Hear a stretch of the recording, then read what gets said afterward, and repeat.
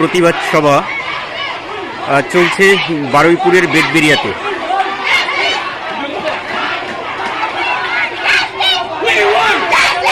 বেলেগাছি পঞ্চায়েত।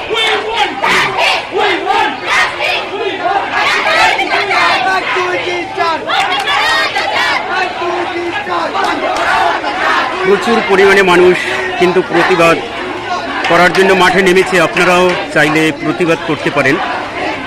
সবাই যার যে জায়গায় যার যে এলাকায় প্রতিবাদ করার জন্য সবাই নেমে পড়ুন, কারণ এই মেয়েটা আপনার ঘরেরও হতে পারত, এরপরে আপনার ঘরেরও কোনো মেয়ে হতে পারে।